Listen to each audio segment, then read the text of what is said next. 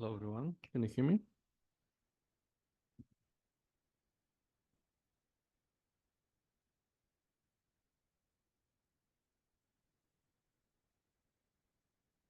Yes, we can. Nice. Okay.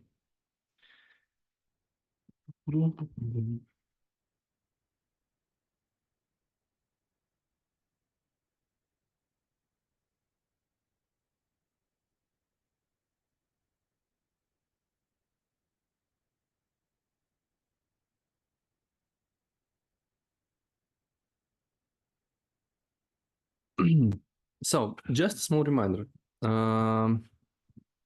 What we did on the previous lecture, we showed that that any vectorial field can be presented as a sum of three parts of the potential part, for which can be presented as gradient of some scalar function phi,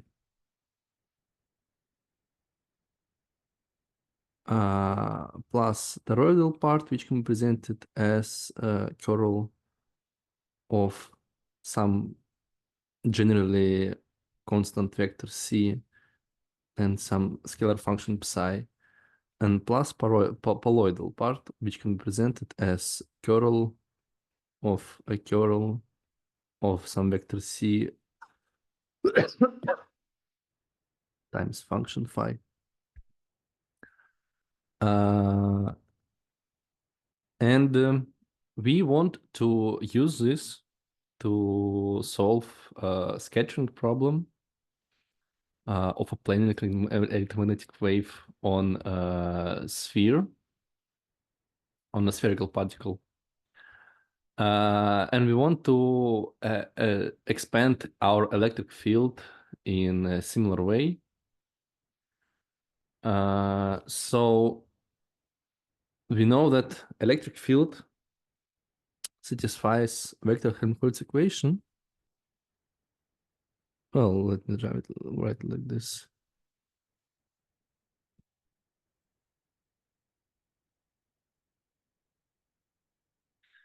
And we showed that if each of the functions satisfy vector Helmholtz equation, namely if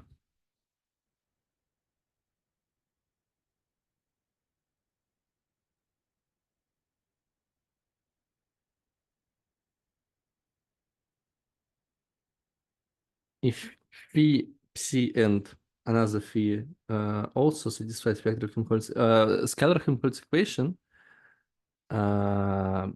then the resulting vectorial field will also satisfy Helmholtz equation, vector Helmholtz equation. So we showed that we can write any electric field which satisfies this equation. We can write in the following way. We write electric field as a sum of three harmonics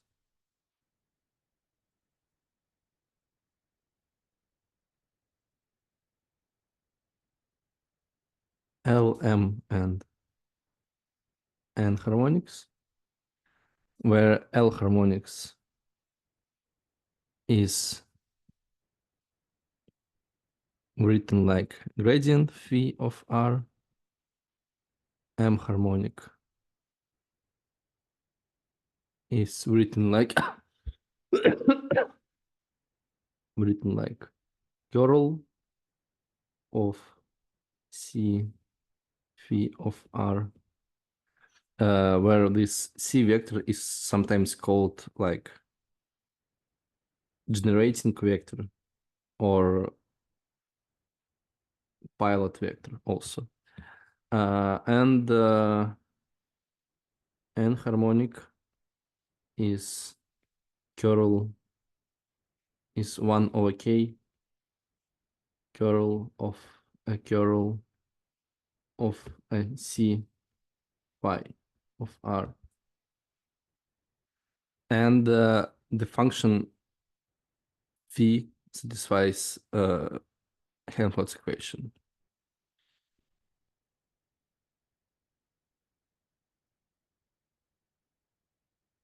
So we showed that we can expand electric field in this way. And these three functions, function L, function M, and function N, are called vector harmonics.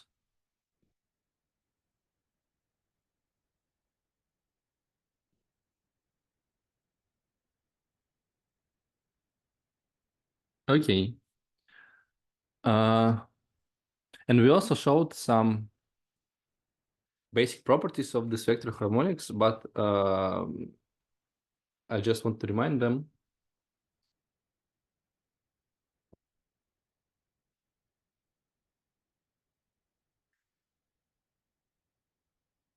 Because L is a gradient of something,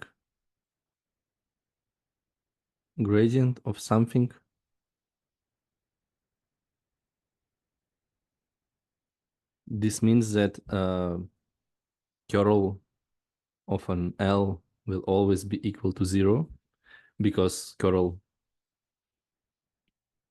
of a gradient of something is always equal to 0. Also, because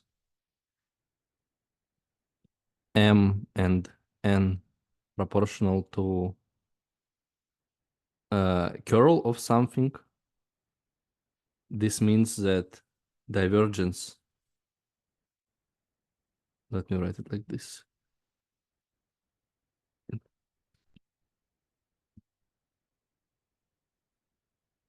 Divergence of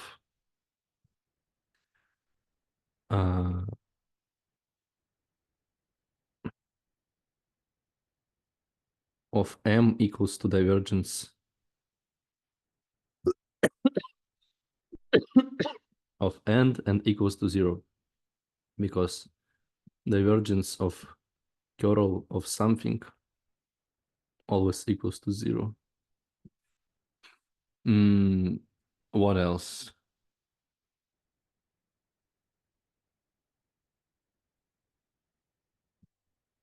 Also, it is possible to show that the third important property is that, well, from the definition of vector harmonics, it's obvious that N equals to 1 over K curl M. Yeah, this follows from these two expressions. But it's also possible to show that M is equals to 1 over K curl of N in the same way. Have we proven this property or not at the previous lecture?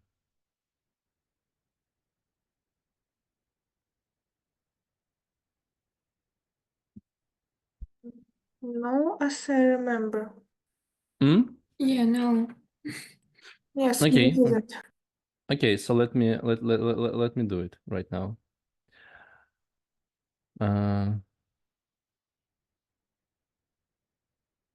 Let me do it right now.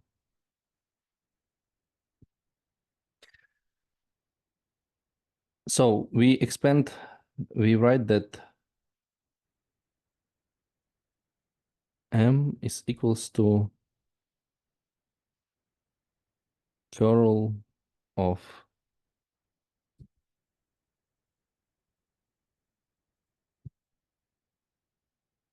some constant vector C multiplied by some function psi. Yes. We write it like this. We take this expression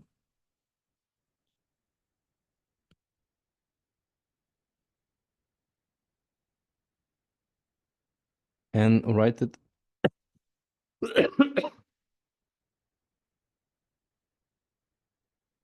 and write it explicitly. So it's curl, it's 1 over k curl of the 1 over k of the curl of the curl of C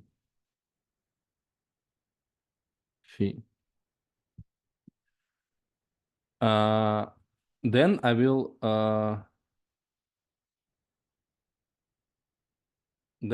rewrite this big expression of the curl of a product. We will need here basically, we will need here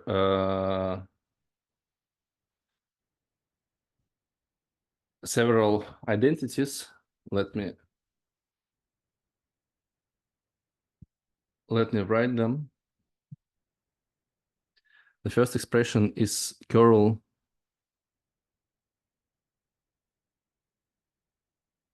of some constant vector, of some vector. Let me write it even like this, of some vector multiplied by some function.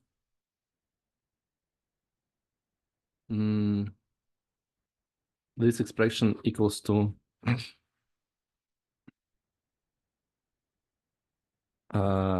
phi of r multiplied by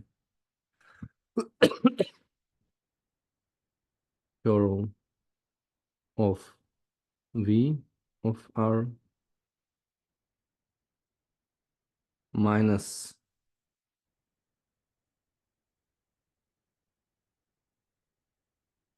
v multiplied by nabla applied to phi of r. This guy, or the last guy, will also be, we can also rewrite it in a different way, like plus gradient phi of r vector product with v of r. If we use this, we can write the part, we can rewrite curl of the curl of C phi. We can write it as curl of phi of r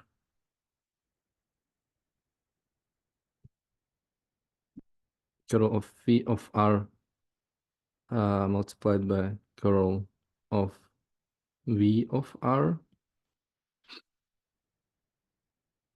plus gradient phi of r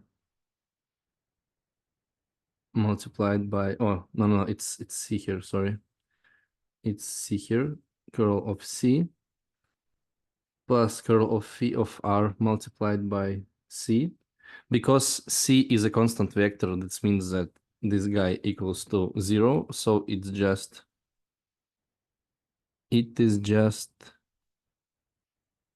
curl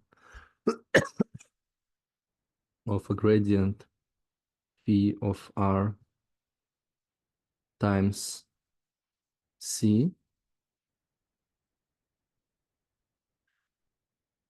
Then we can actually use this property one more time.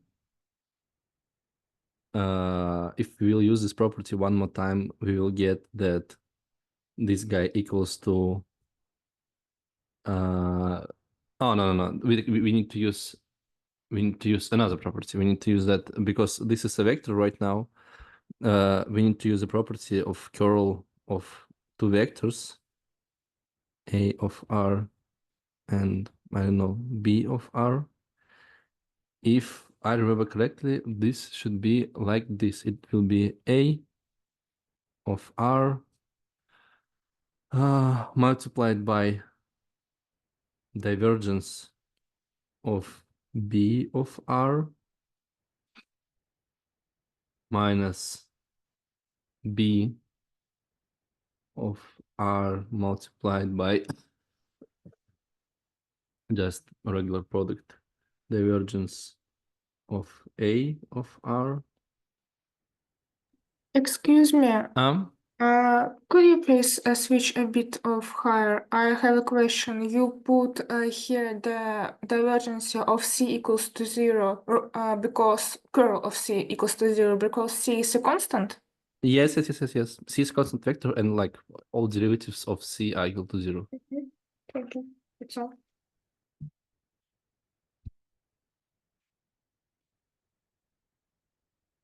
Okay. Yeah.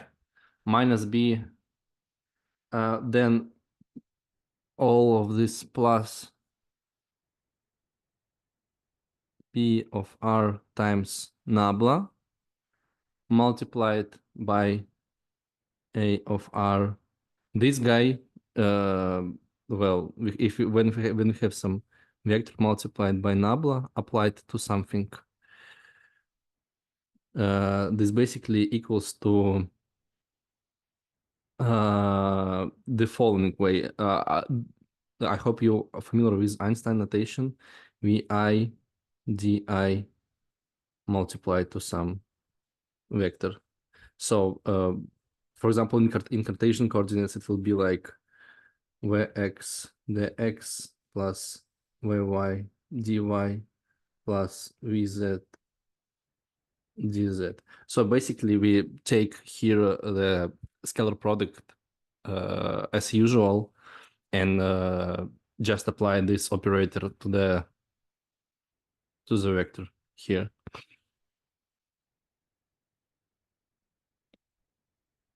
But right now we will not need to use this.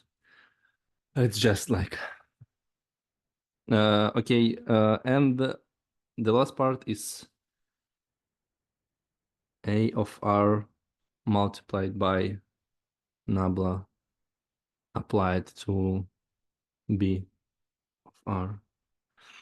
Okay, so using this property, we can write that curl of nabla phi of gradient of phi of R times C is the following. It is equal to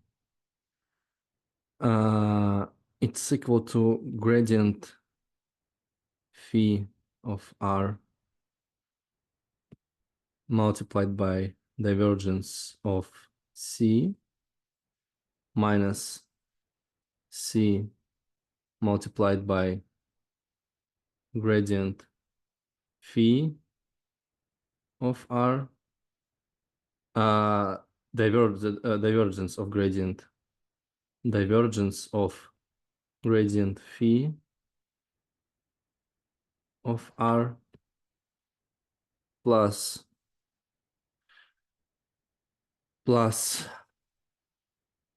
C multiplied by nabla applied to divergence phi of R minus divergence phi of R multiplied by nabla applied to C.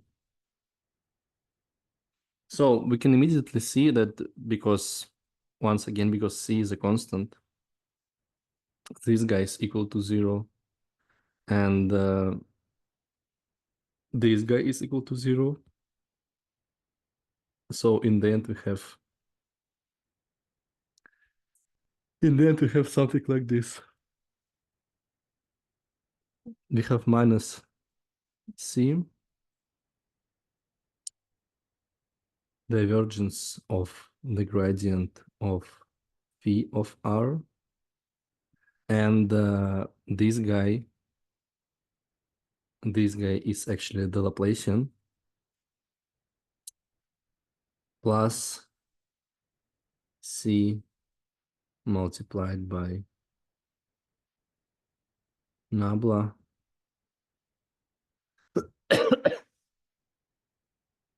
applied to gradient of phi of R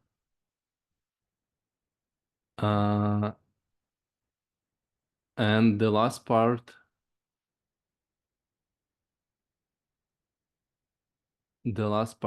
I somehow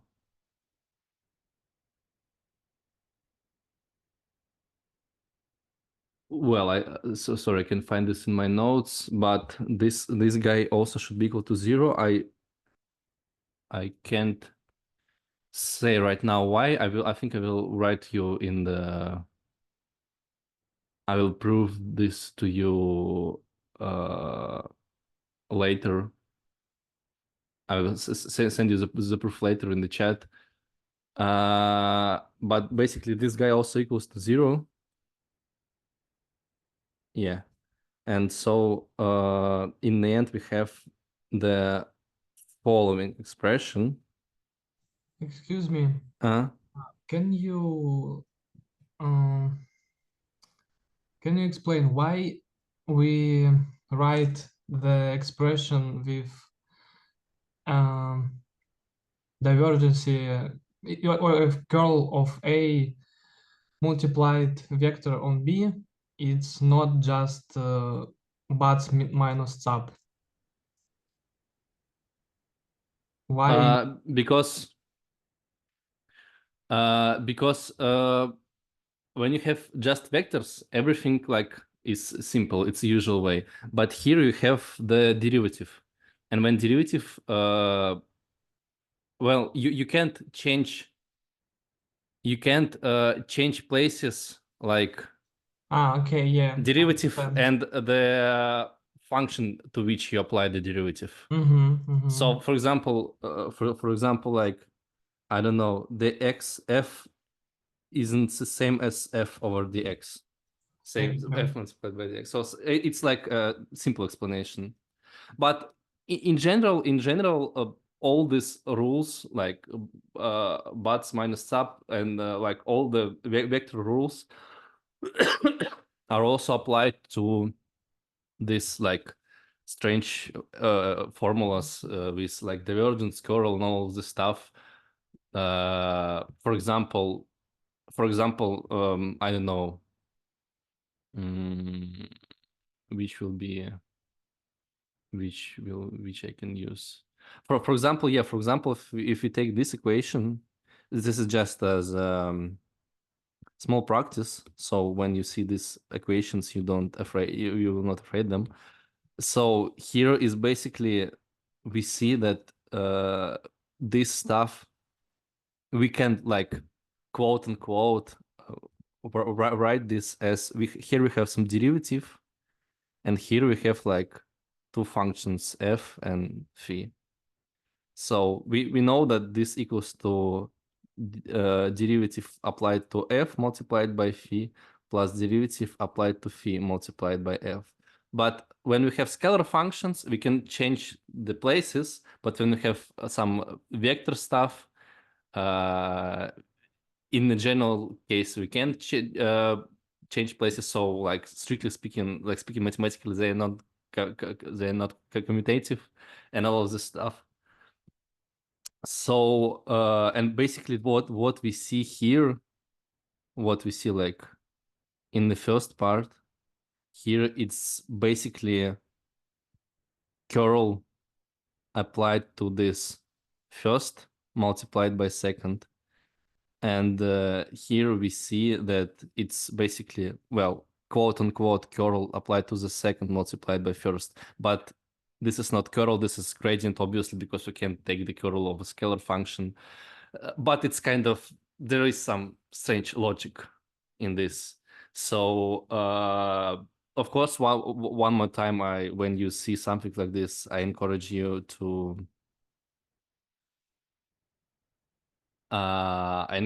go to this Wikipedia page, because it's which is called like this. There is like a lot of different expressions, and I use this like regularly. For example, let me show you an example. Like with a lot of expressions with like first derivative, second derivative, and all of this stuff.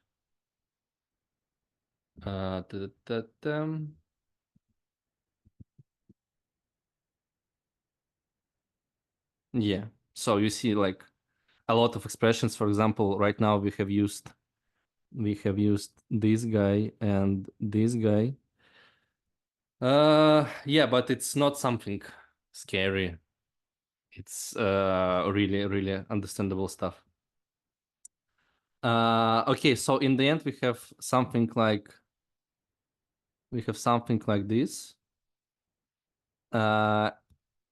And I remind you that this guy equals to the curl of C phi.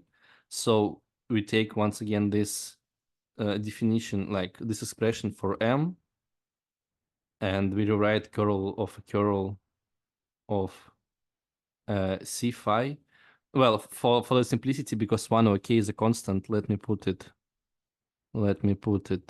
here, and here we will have minus C. Divergence of a gradient of phi is Laplacian phi of R plus C multiplied by gradient divergence of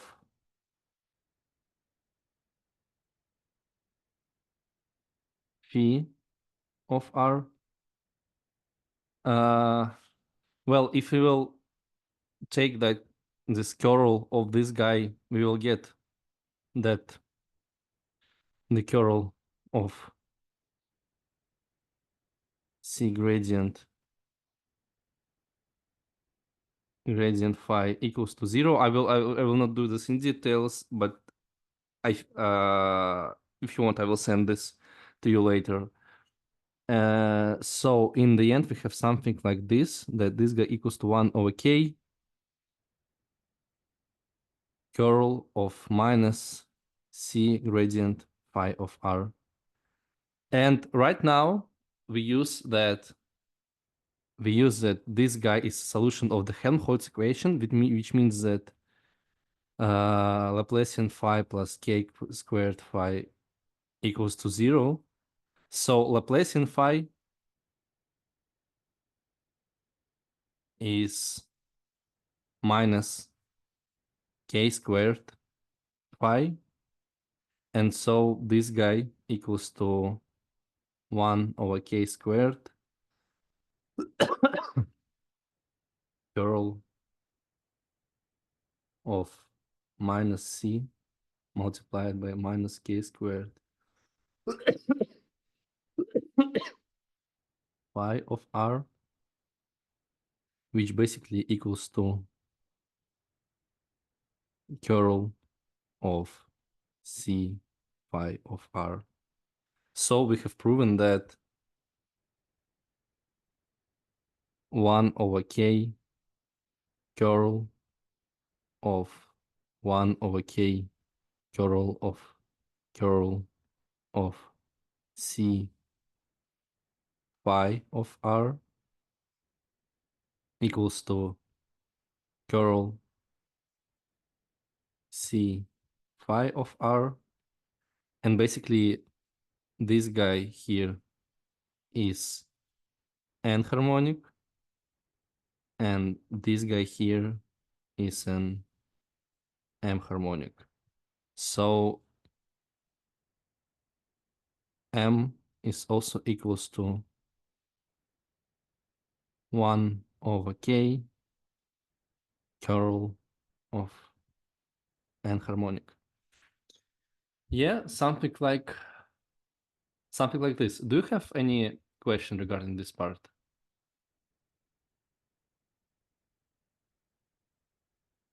I have a question. Scroll please a bit of higher. Yes, keep going. You said that we got something like, yes, just stop.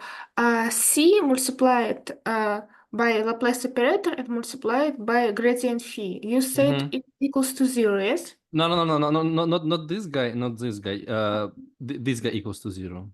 So when we apply yes. this curl operator Mhm. to this guy, it will give us 0. I think I can show it right now if you want, but Yes, it will. please. Please, if you can. Okay, okay. I will definitely try. Because yeah, I have done this in my notes, but I can find this right now in my notes. Okay, let's write this. We have the curl of C multiplied by Laplacian multiplied by gradient phi. So actually, I look at this expression, and what I want to do, my intuition tells me that if we once again rewrite this using like curl of A multiplied by B, here in this case, here we have some scalar stuff, some scalar operator, and here we have a vector. But in this case, because this is an operator, if we will use this expression for curl of scalar and vector, we will not I'm not sure that we will get the correct result. So do you familiar with this index notation or Einstein notation, all this Yes. stuff? Yes. Okay, so if somebody is not familiar with this, just tell me, I will explain this to you. So we can write this. We can write the curl we can write curl operator, curl of some vector A. We can write it as unit vector in Cartesian coordinates. Of course, in Cartesian coordinates, it will be some unit vector, Levi-Civita symbol, dg a k. C multiplied by gradient is just not gradient, but by nabla operator is just ci di, and gradient of phi is basically just di phi. So we rewrite everything like this. EI Levi-Civita symbol dg, and then we have CS ds and dk phi. We have something like this. I really like to derive this expression in the following way, because here you basically you don't care about this vector stuff, what is curl, what is what's commutating, what's not commutating, and all the stuff, because here we have, for example, we can take this SCS and put it here, because in this case this is just a constant. In this case this is just a constant, so it's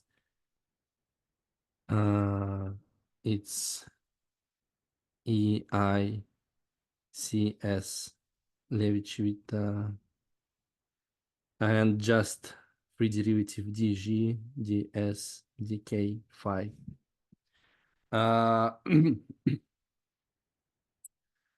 And right now we already see that this guy equals to 0, because we know that if we will look at this tensor, this is just some tensor, third order tensor. We can write it as, for simplicity, let's write it as ds dj dk phi. And let me just write it, I don't know, dsjk.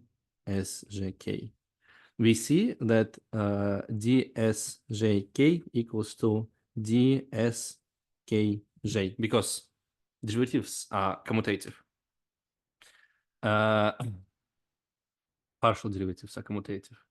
And we see that here we have Levi-Civita tensor EIJK, which is totally antisymmetric third-order tensor. Speaking in simple words, we know that this tensor has a property, it has like the following property, A, K, J. So if you have like this non-symmetric permutation, non-cyclic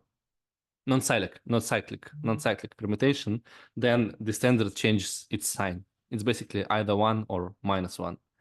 And the product of antisymmetric tensor and symmetric tensor is equal to 0. In other words, this guy ds dj dk phi equals to 0. And if you will write like this, if you would to show this explicitly, let me take once again this expression EICS EIJK DG DS DG DK phi, and let me write it by coordinates. So this will equal to EX some, I don't know. Let's keep this CS DS like this. EX, not exponent, E epsilon X Y Z dy dz phi plus epsilon X Z Y dy dz phi. Well, dz d phi y plus and so on and so forth, like EY, etc. If we will look at this expression, we will see that we know that the following applies. This is just from the definition of the Levi-Civita tensor. And we also know that dy dz phi equals to dz dy phi. So we can write this expression.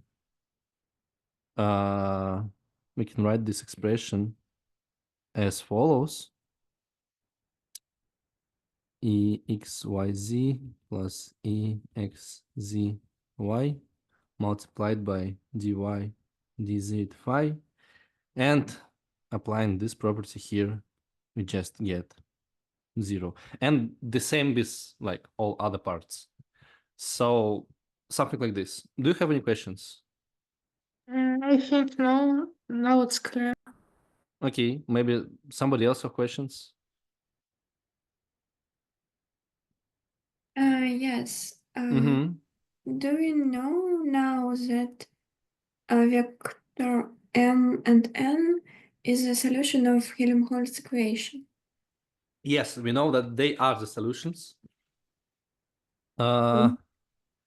We can use it to do this derivation faster, and we said that n is the rotor of m, and use the same substitution like in the last part of this derivation. Actually, you gave me an idea of a small exercise. So I want you to do exactly this. I want you to show that this property applies, the one which we have derived now, but I want you to derive this not through this like scalar stuff and all of this, but I want you to derive this using the fact that both m and n satisfy vector Helmholtz equation, and you will just need the knowledge that curl of a curl of some vector A equals to gradient of divergence of A minus Laplacian A.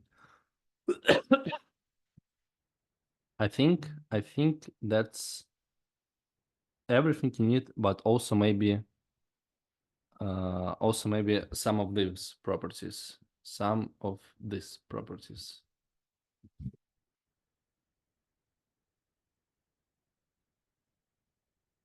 Okay.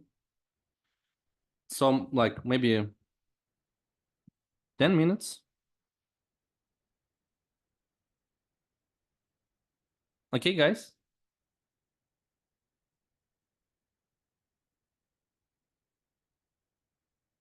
So try to do this, and if you have some problems, I will just briefly outline the derivation on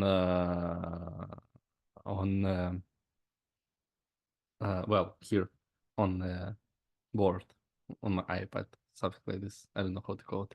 Okay, guys, we'll see. Let's see you in 10 minutes.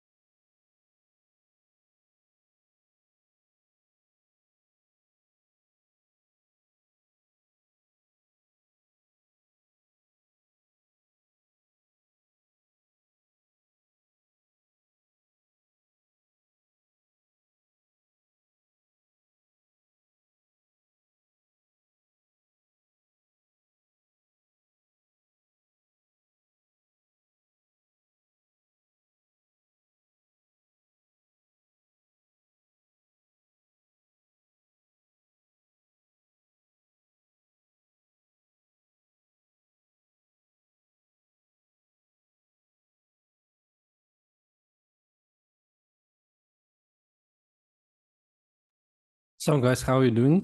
Have you managed to do this?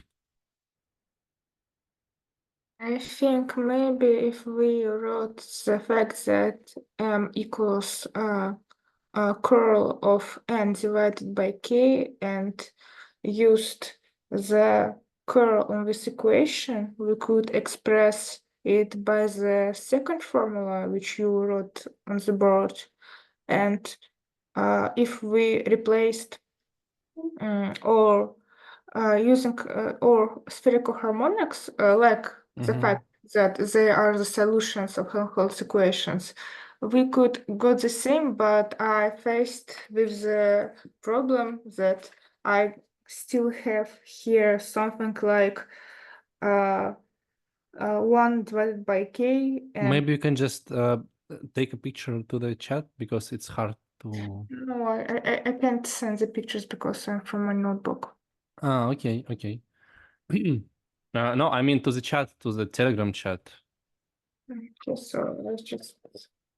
Yeah. So maybe if I understood you correctly, yes, it's. Wait. So I'll show you. Well, basically, actually, this is the derivation in two-step. It's much more simpler derivation than the previous one, but I wanted you to just like to see the mathematics. So I chose the difficult one. Yes, basically we can, if we will start from. No, I mean to the like to the group chat of photonics. I will just send it here. Let me see it.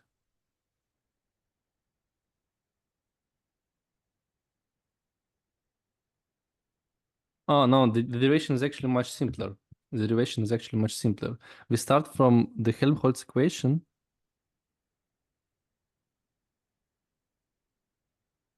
We start from this expression.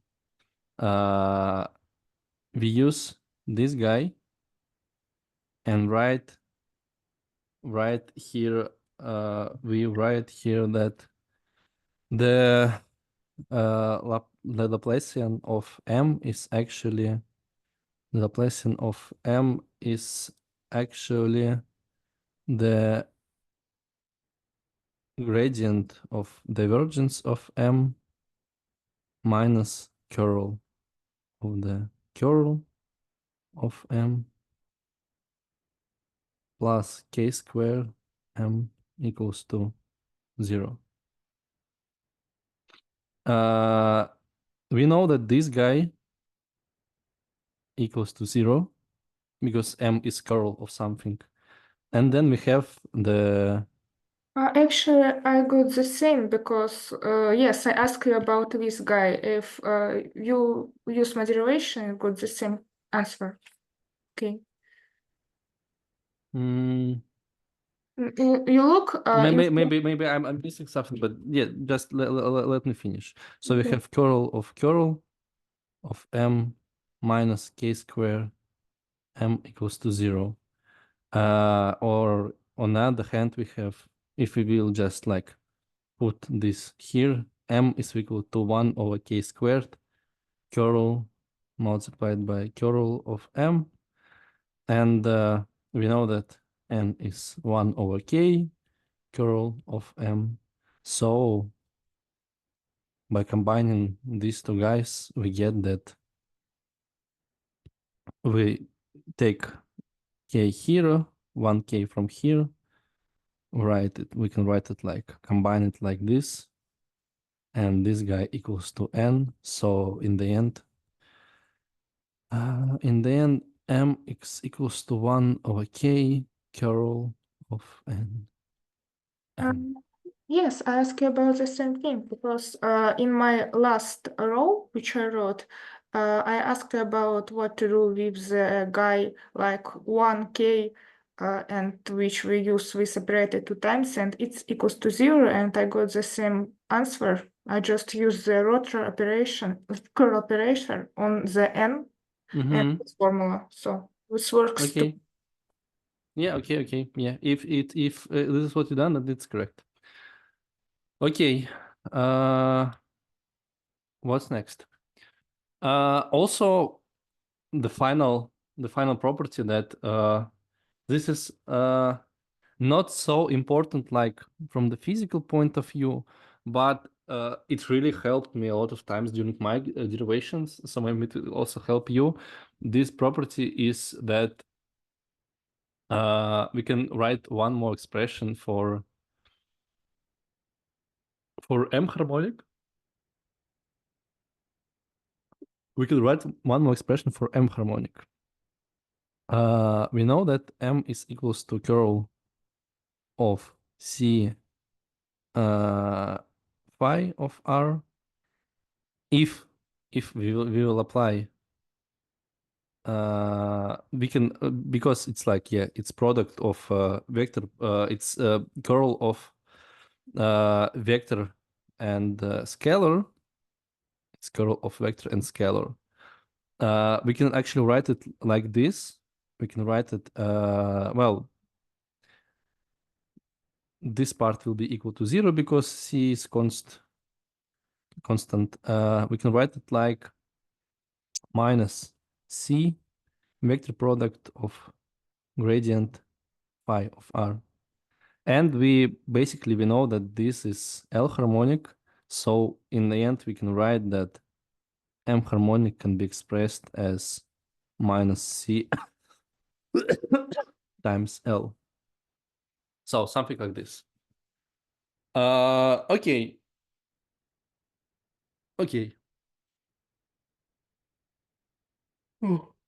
And we know that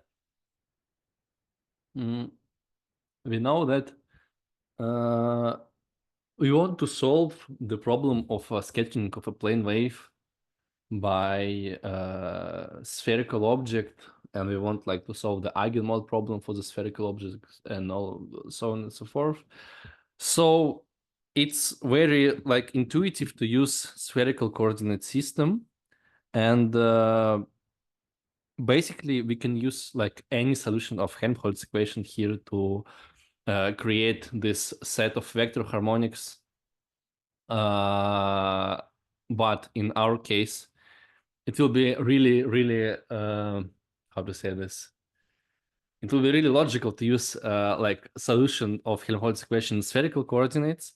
Let me just remind you that any solution of a scalar Helmholtz equation in spherical coordinates can be written as sum of L equals to 0 to infinity, sum over M equals to minus L to L, some coefficient L, M, sorry.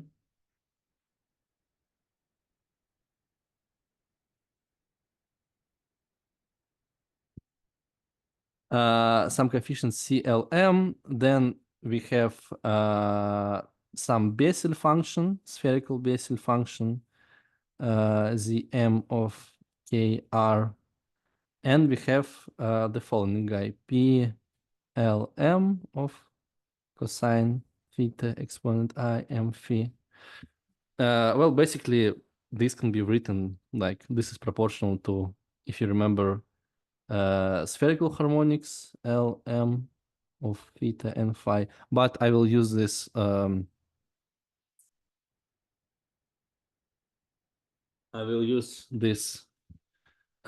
expression with Legendre polynomials, and because it will be much easier to see, it will be much clearer to see. And this Zm is in basically any spherical Bessel function. J, Y, Hankel functions of the first and second order, and it's like so on and so forth. And using this fact, we can introduce spherical vector harmonics. Spherical vector harmonics like Lm of R is equals to gradient here we will use, as a generating vector, we will use not constant vector, but radial vector, vector r. But we will see that this vector is also like a good choice because all the properties will also be satisfied. We can introduce spherical vector harmonics. Let me write this.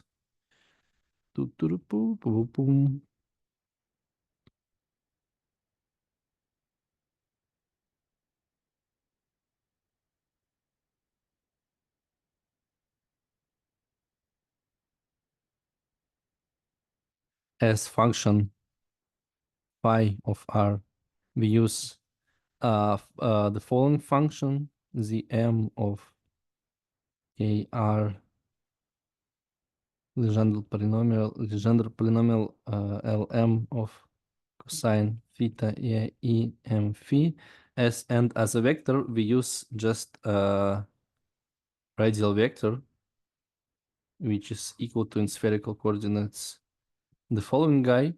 I know that this vector is not a constant vector, but once again it will work, and it actually, this is, I think, like the best choice of generating vector in this case. So the definition of spherical harmonics will be following, just using the definition of vector harmonics of, it will be gradient of, let me actually call this like phi Lm for simplicity. Phi Lm of r, magnetic harmonic Lm of r equal to to the curl of r multiplied by phi L m of r, and n harmonic Lm of r will be equal to, once again, 1 over k curl of m Lm of r. Why exactly are we using this vector here? Why exactly radial vector? Why it is like the best choice? Well, in the end, we want to solve an electromagnetic problem.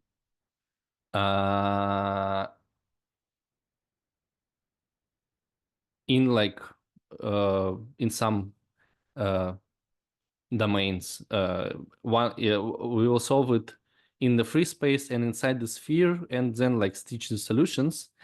So basically, it means that we will not work with longitudinal electromagnetic fields. We will work only with transversal electromagnetic fields. And basically, what it means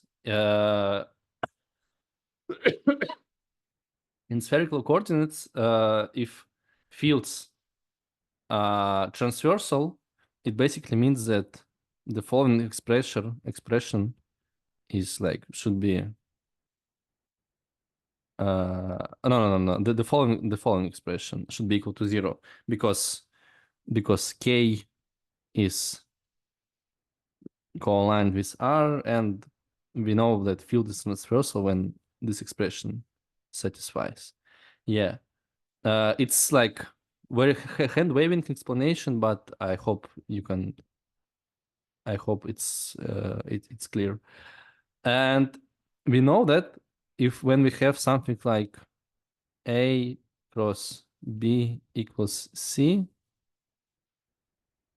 if we have something like this, it means that C dot A equals to 0 and C dot B also equals to 0, because these guys are like perpendicular, because C is perpendicular to A and B. This is like from the basic properties of the vector product, and actually this product, this property translates to this guy.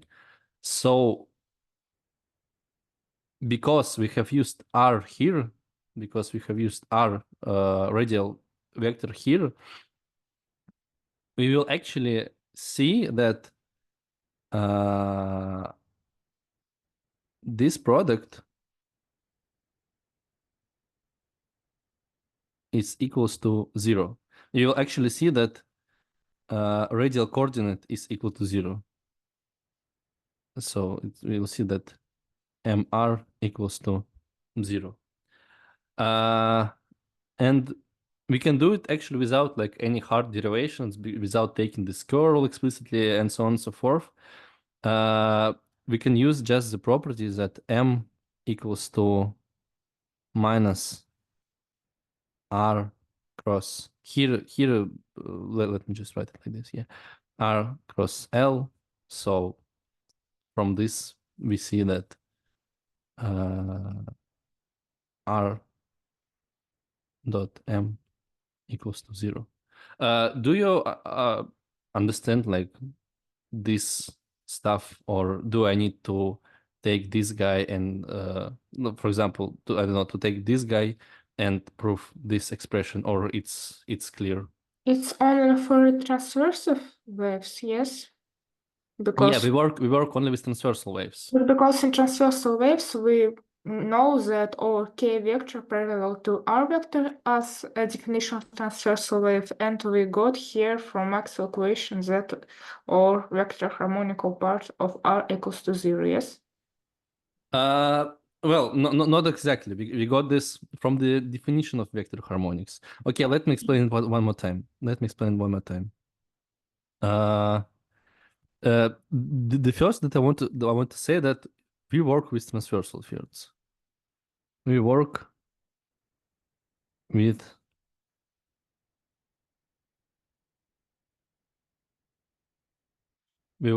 transversal fields because we work with electromagnetic fields which are transversal. Yeah. And basically transversality condition is, we can write it like K F equal to 0. Well, this is for plane waves, but yeah. In spherical coordinates,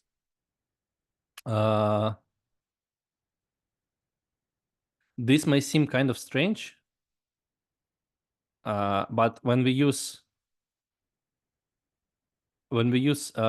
spherical harmonics as a basis for expansion, what we get actually is that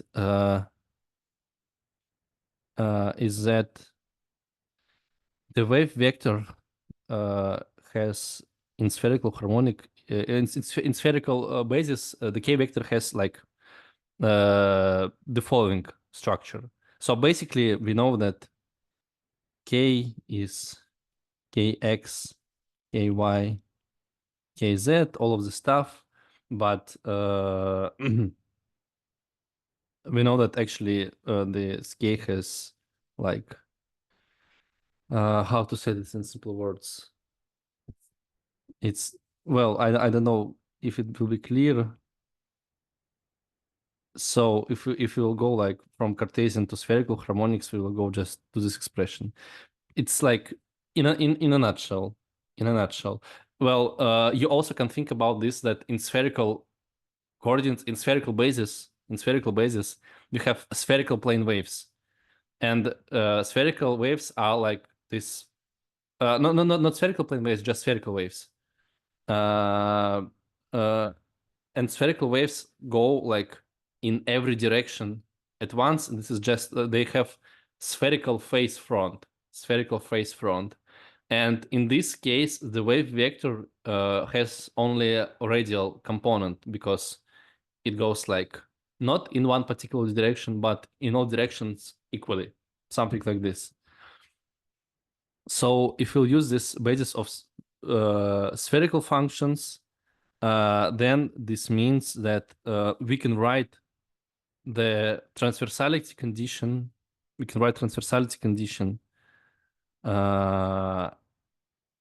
That any transversal field will have its radial component equal to 0. In the general case, of course, it's something like this, but this is satisfied if radial component equal to 0. We also know that if we have some vectors, I don't know, let's call it vector W is a vector product of two vectors U and V, then this means that the following properties are satisfied, because the result of vector product is orthogonal, is perpendicular to their like initial vectors that are used in this vector product. And this property also translates to the case when we use nabla operator as one of the vectors. So for example, if we have W equals to nabla V, then we will also have something like this. You will also have something like this. And this is why we use radial vector to construct magnetic harmonic. Here we use not some constant vector. Radial vector is not constant, but because of this, you'll get that m r equals to 0. You'll get that m is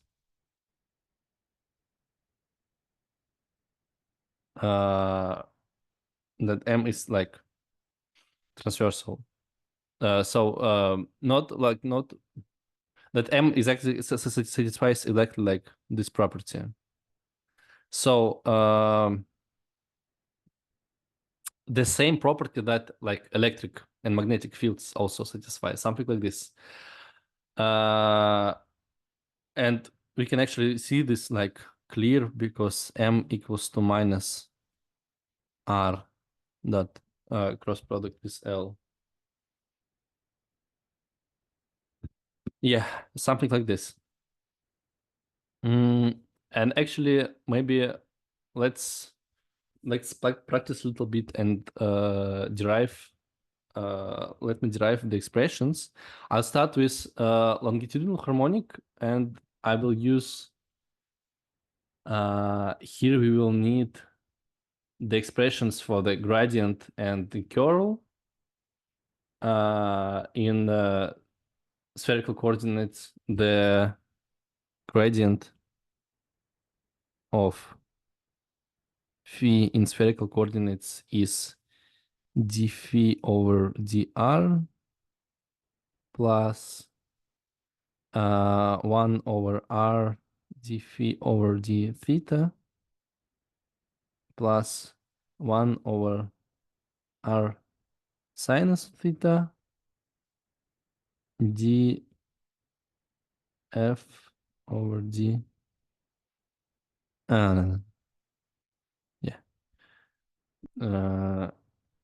phi. And the curl of some vector A will be like this. It will be 1 over r sinus theta d over d theta a phi sine theta minus dA theta over d phi r plus 1 over r 1 divided by sinus theta dAr over d phi minus d over dr r a phi theta plus 1 over r d over dr r a theta minus d a r over d theta phi. And the expression for L harmonic is following. It is the gradient of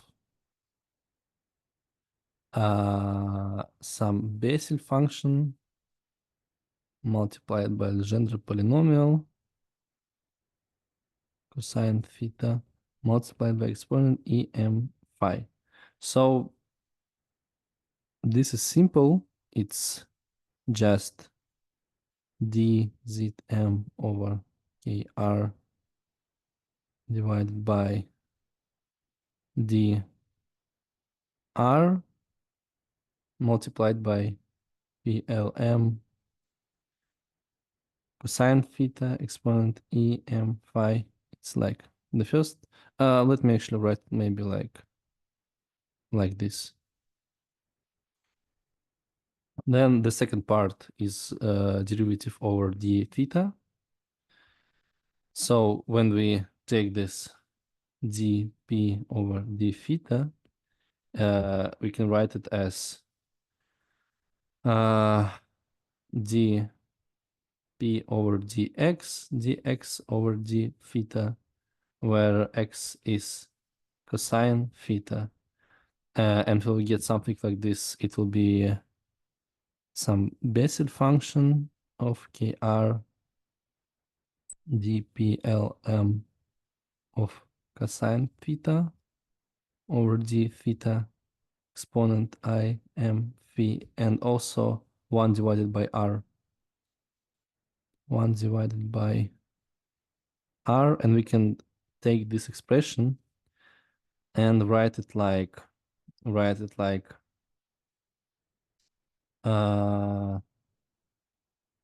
actually, let me also simplify this guy.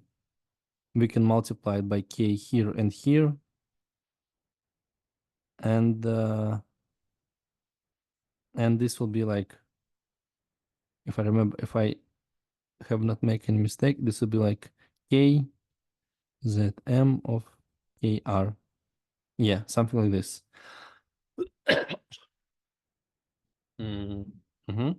This should be correct.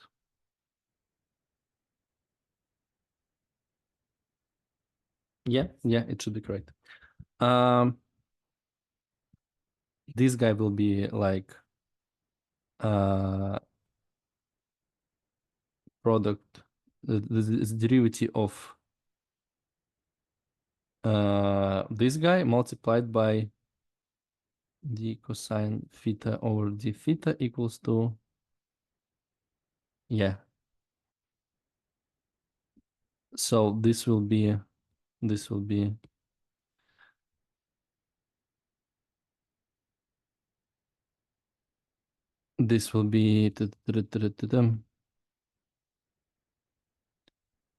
minus sine theta, the derivative of Legendre polynomial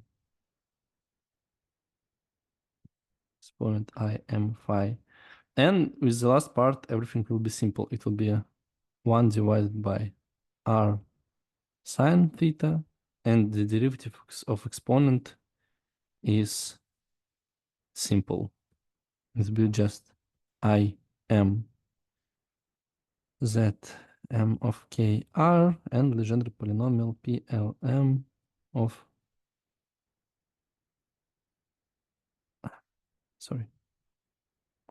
cosine theta, and we can put exponent. We can put the exponent here. So, and to calculate the M harmonic, we can actually use this to simplify everything. We can use this property. So it will be like this, minus r theta phi, here just r 0 0, and here just lr l theta l phi. This will give us 0. So the only like non-zero parts, this is 0. This is also 0. We have minus r phi l theta. This is 0, this is 0, and this is non-zero, plus theta r L phi, and we can write it like r theta L phi minus phi L theta. So M harmonic will be equal to here we have 0 as I showed you before. Then we have L phi, which is IM,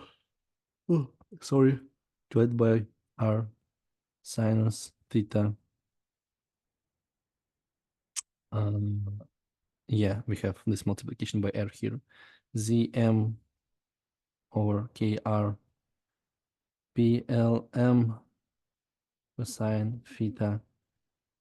And here we have minus L theta, which is and multiplied by R, which is ZM sinus theta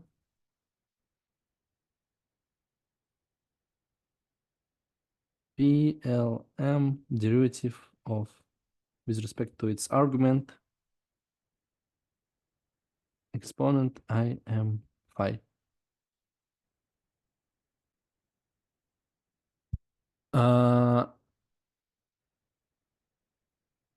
And I will just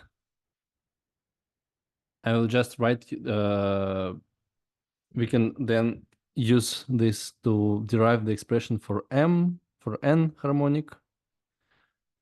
The expression for n harmonic, which is equal to like 1 over k curl of m.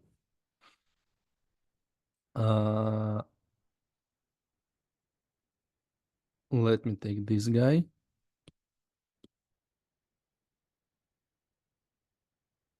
And put it maybe somewhere here, yeah.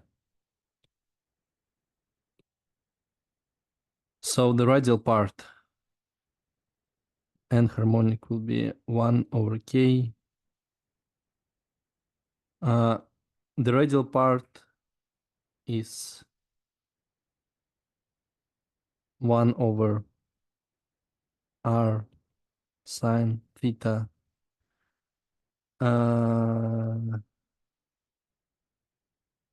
d over d theta m phi multiplied by sine theta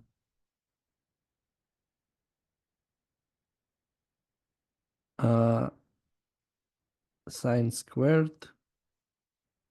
So this would be like Zm of kr. Actually, let me just let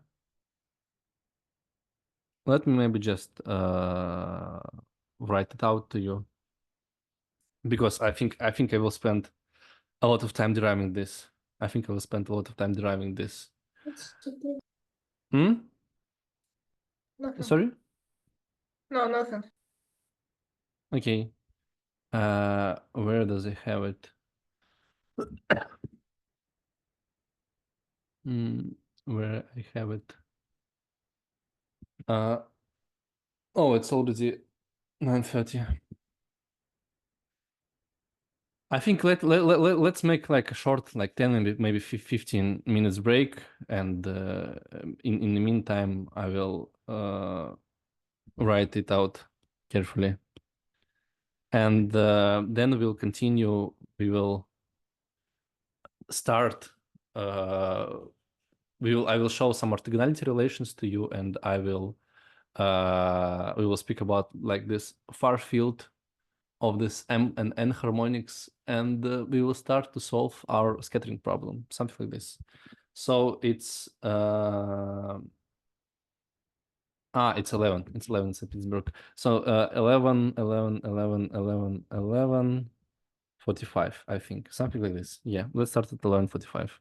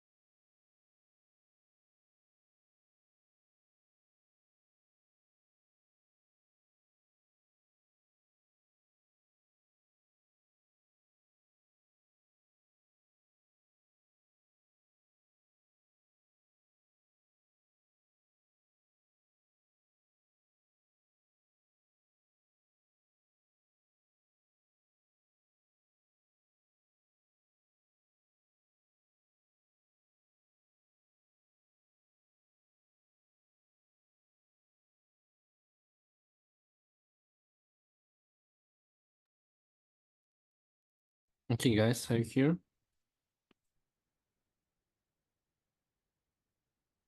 Yes. Okay, good. Let me share my screen.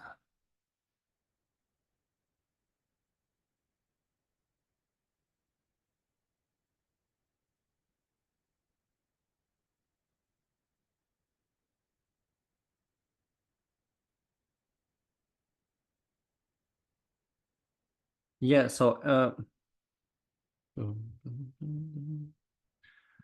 enharmonic looks something like this, but I still want to make some comments. So basically, in this expression for the curl of M, because we have no like radial component of M, because MR equals to 0, basically this guy will equal to 0, and this guy will equal to 0. If we take the radial part, no, let me first consider theta and phi parts, because it's much simpler. So n theta of R equals to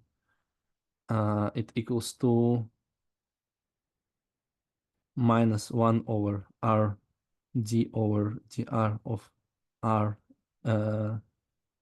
m phi. So m phi is this guy. So it equals to 1 over R dl m over d theta. Here is argument cosine theta, but I will just not write it for the sake of brevity. And multiplied by d over dr of R multiplied by Bessel function and exponent.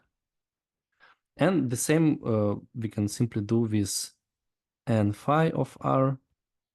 It equals to from here, it equals to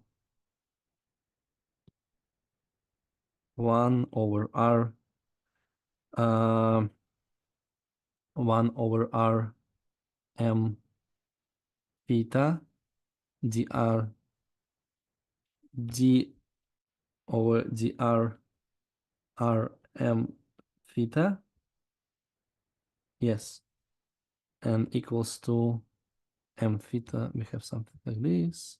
This is our m theta equals to Im divided by r sine theta, Legendre polynomial, and multiplied by the same guy, d over dr, rzm of kr, exponent Im phi. These two guys are easy. The radial part is a little bit tricky. So I just wrote the radial part here. I basically like took all the derivative and all of the stuff. So we have the following expression for the radial part.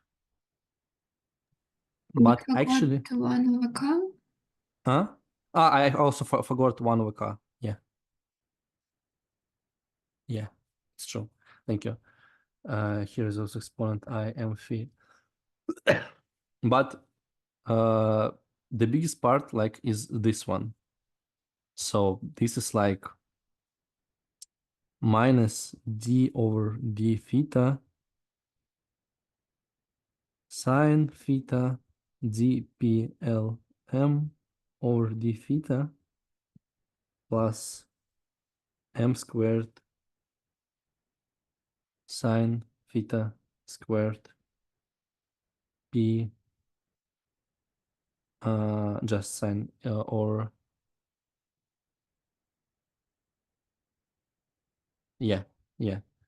plm. If we will look actually at this expression, it looks rather hard, but we remember that this guy is solution of some equation.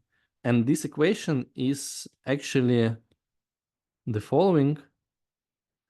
The equation that this guy satisfies is 1 over sine theta d over d theta sine theta dplm over d theta plus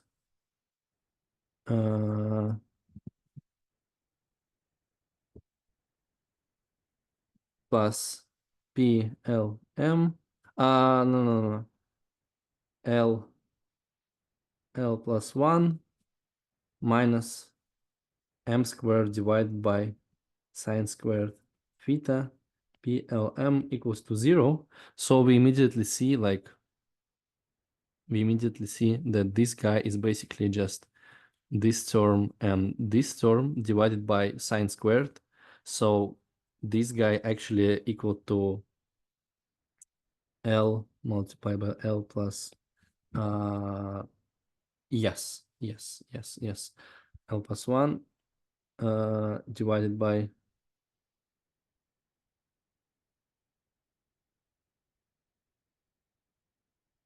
sine multiplied by sine theta plm, yeah, something like this. So we can write the radial part. We can delete all of this. We can delete all of this.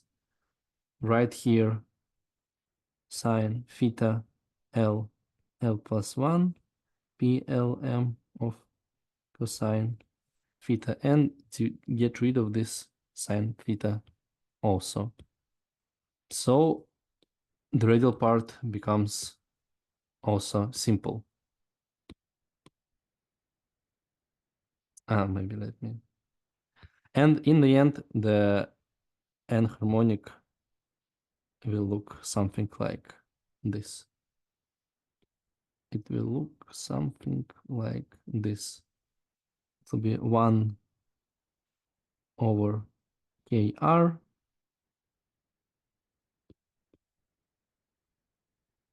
this guy here, then this guy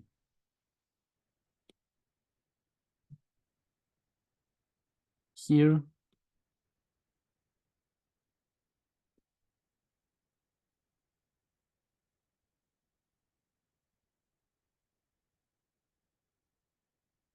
and this guy here.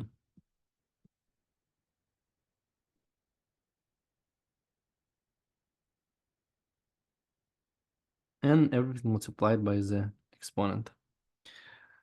And right now I want to look at the far field of these expressions, because when we solve a scattering problem, we basically, most of the time, we're interested in the far field. I will explain everything in the details when we will actually solve the problem. So basically, because basically the far field is defined as kr much bigger than 1. So it's like the far field is the field at the distance much larger than the wavelength. Once again, I will explain in details why this is important and all of this stuff. But right now we think only about like mathematical side of this, not the physical side.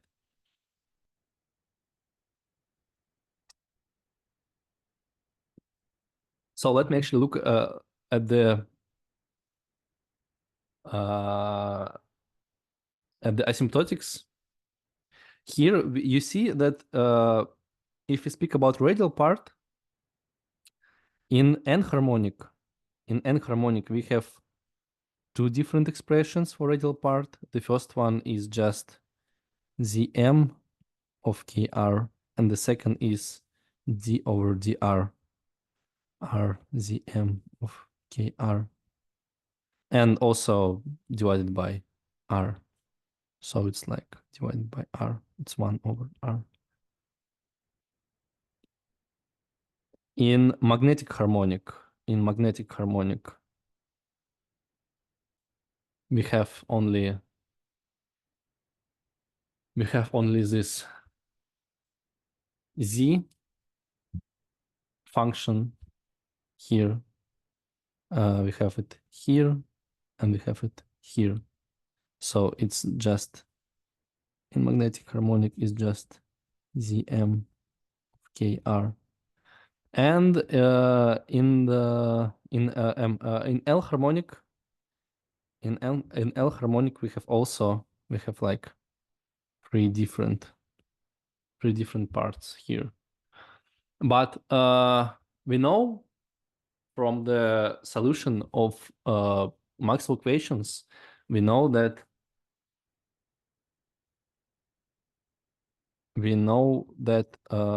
divergence of E equal to 0. So even at this moment, we can intuitively say that there will be like no longitudinal harmonic in the expression of electric field. So we care only about these two guys.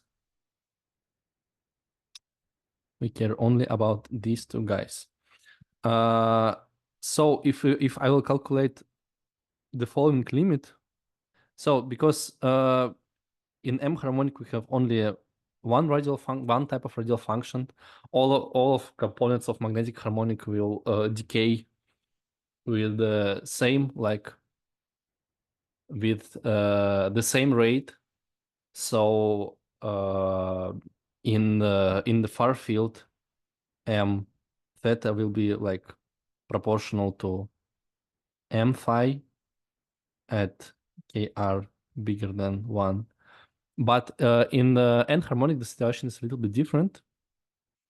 Here, for example, if I will calculate the following limit, Kr going to infinity,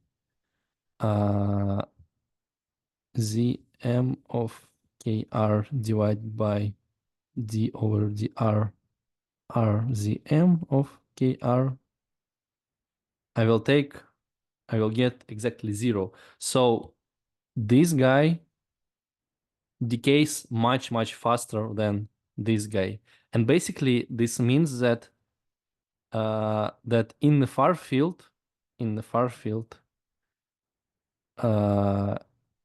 n theta will be like proportional to n phi and will be much bigger than nr. So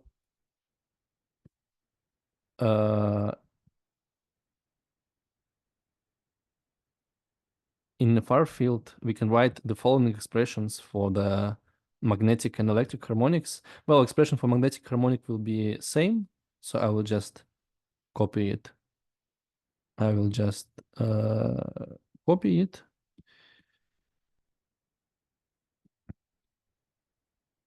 And expression for electrical, sorry for calling them electric and magnetic. I will explain why they are called in such a way. In expression for N harmonic, this guy goes to 0. This guy goes to 0. We can even write it like this. We can write it like this.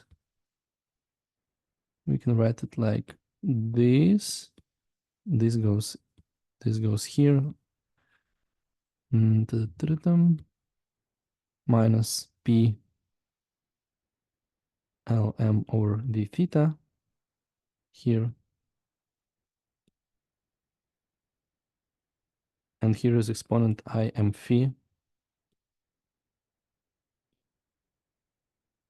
Zm of Kr. So I basically put this Bessel function before the brackets, so it looks a little bit clearer.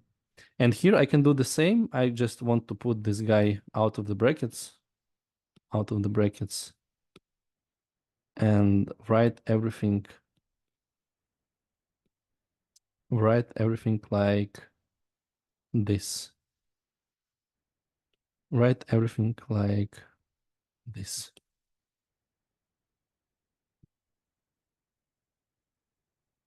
Yeah, and you see that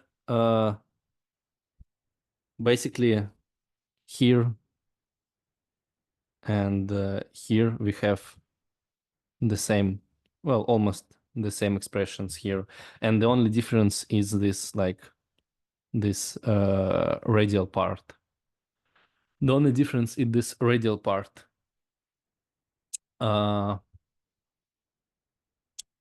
And if we will plot these functions, for example, let me take a picture from the presentation of Andrei. If we will plot these functions in the far field, we will get something like this. We will get something like this. Here, here it's actually, we have the real part of all harmonics.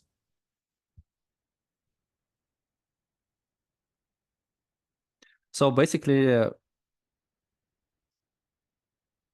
you can see that these two guys, they look like dipoles.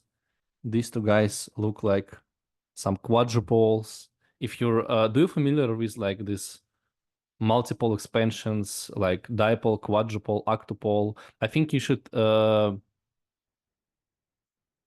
be familiar with this, like from like basic electrodynamics and electric statics, or are these names familiar to you or not? Yes, we know. Okay. So, and this is actually happens because when we use like this scalar spherical harmonics, basically each different L corresponds to different like multipole. L equals to 1 is dipole, L equals 2 is like octupole, and so on and so forth. And when we use this scalar spherical harmonics and apply them to get vector spherical harmonics, we get the same like dipole, octupole, and same multiples. And there is also one more definition, one more like, how to say this, one more way to introduce vector spherical harmonics using like odd and even notation. So odd and even harmonics. So we know that what we used here as expansion for our scalar function, we said that we have like L from 0 to infinity. We have M from minus infinity to plus infinity, sum of coefficients, CLM Bessel function of KR, Legendre polynomial of cosine theta, and exponent IM phi. But we can write exponent IM phi, we can write it as cosine M phi plus sine M phi. And we know that cosine of minus x equals to cosine of x, and that sine of minus x equals to minus sine x. So if we put these two guys here, what we get is that this expansion will become something like this: L from 0 to infinity, sum M from 0 to, oh no, not from minus infinity, from minus L to L, from 0 to L.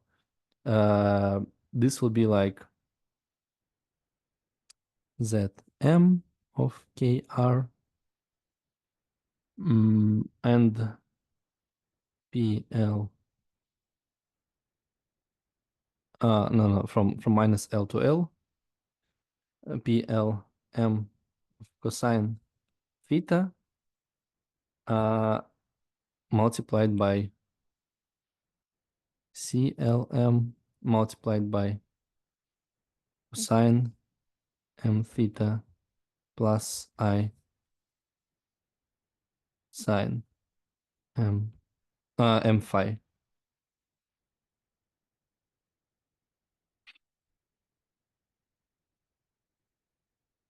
And basically we know how we can express the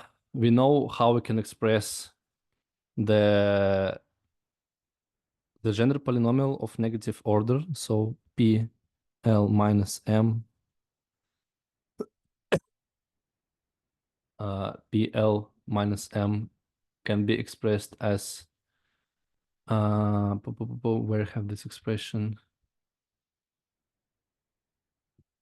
where I have this expression,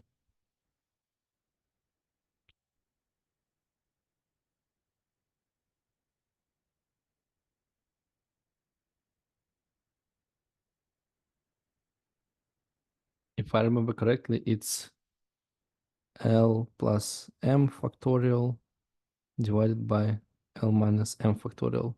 Let me check. Maybe you can check my previous lecture because I'm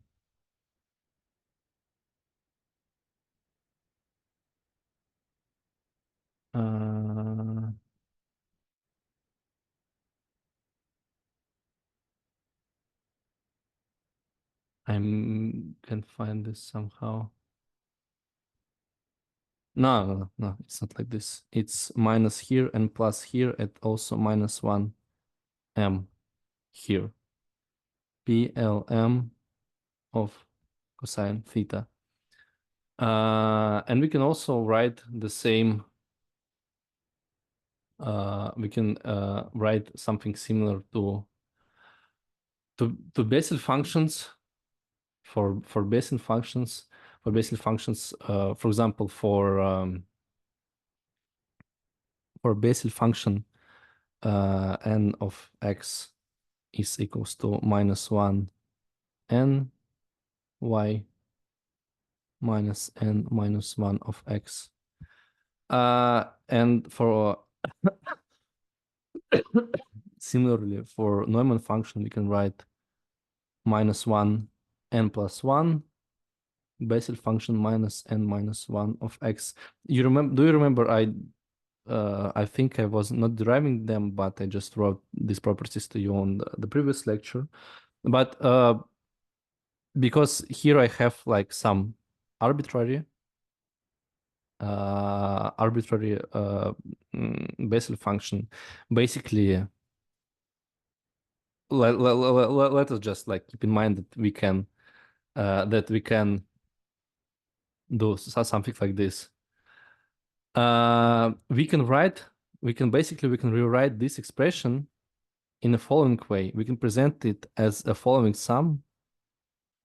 We can present it as a sum from L equals to 0 to infinity. Sum M equals to 0 to infinity. With some different like coefficients A, L, M. There will be like some Zm of Kr, the general polynomial Lm of cosine theta and cosine m phi plus some another Blm Zm of Kr, the general polynomial of cosine theta multiplied by sine m phi. And just because we can express z minus m as some other function, we can express pl minus m as some other like general polynomials. And here cosine and sine have like obvious symmetry properties. And we can actually use this expression to derive our spherical vector harmonics. And we can introduce what is called odd and even spherical vector harmonics. For example, in the case of M even Lm of R, in the case of M harmonic, we'll define it in the following way. It's R multiplied by some zm zm of kr multiplied by Legendre polynomials of cosine theta, and here we have cosine m phi, and odd magnetic odd m harmonic will be equal to basically the same. But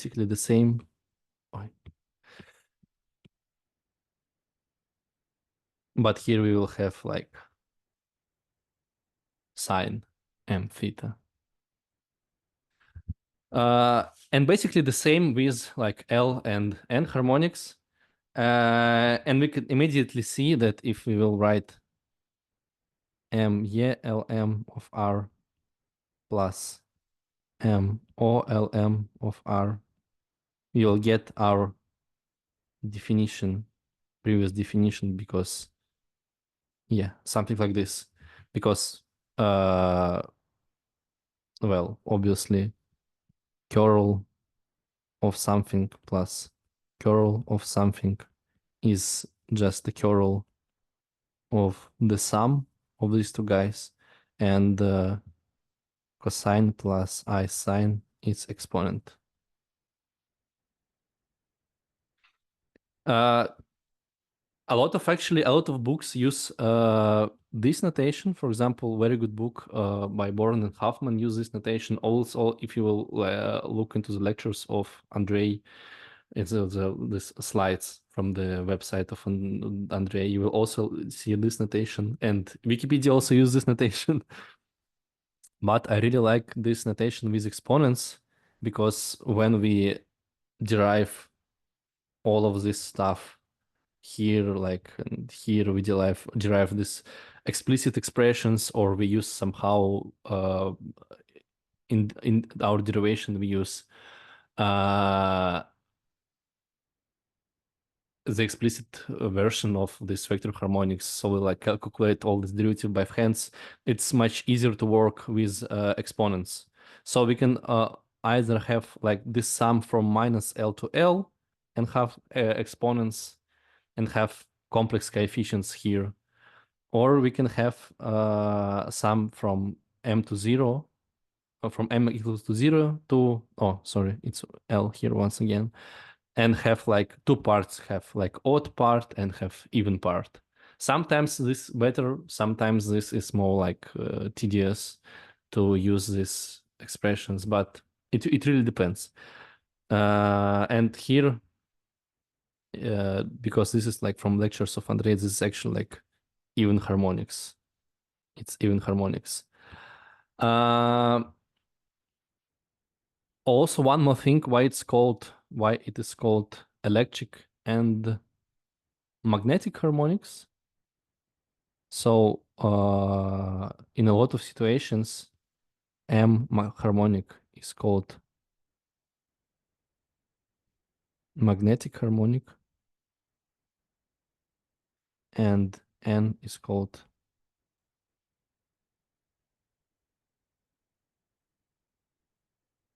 electric harmonic. There are like several different ways to explain this, but the one I like the most is the following. For example, we have electric field. We have electric field, which we can express at this sum over Lm, some coefficients A, Lm, M, Lm, plus some coefficients B, Lm, and Lm.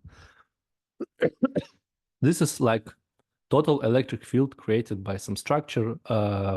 Right now, we don't care actually how we got this correct electric field. We just know that we have this electric field.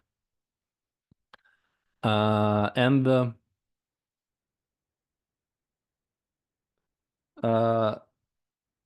example, let us assume that this electric field is created, can be expressed as electric field of electric dipole plus electric field of magnetic dipole plus electric field of electric quadrupole, and so on and so forth. Like, if we will look here, we will see that this n-harmonic will be, well, up to some constant, will be identical to, for example, n0, n1m is exactly electric field of electric dipole. M, on the other hand, M1m is electric field of magnetic dipole. The same with N, like 2m is electric field. Excuse me, maybe it would be a stupid question, but what happened to L part? L part, you remember I told before that L part is potential. Okay. So because we have like transversal fields, we don't use L part. Okay, maybe let me speak about this like in more details after I explain this. So yeah, n-harmonic is electric field of electric quadrupole, and same with n-harmonic. So basically, when we express electric field like this, then this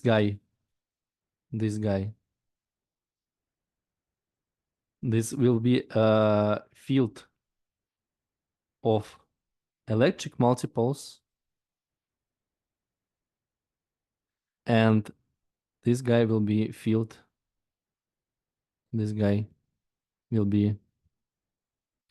of magnetic multiples. And because of this, a lot of people call n-harmonic electric harmonic and m-harmonic magnetic harmonic, even when we like deal with acoustics, because we can define similar stuff in acoustics and all, like elasticity theory, basically like almost everywhere. Even there, sometimes they are called like electric and magnetic. So also one more important thing is that when we will expand electric field, we will do it right now for a plane wave, but before we do it, when we will expand electric field into a series, we will actually have something like this.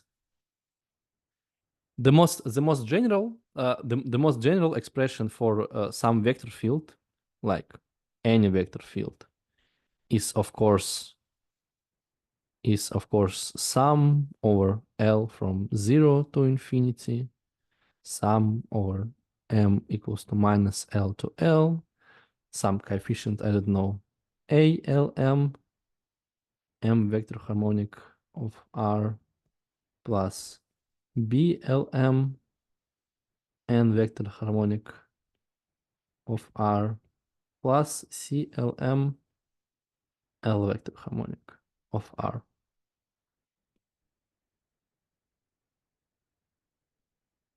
But there are several moments that we need to consider. The first one is that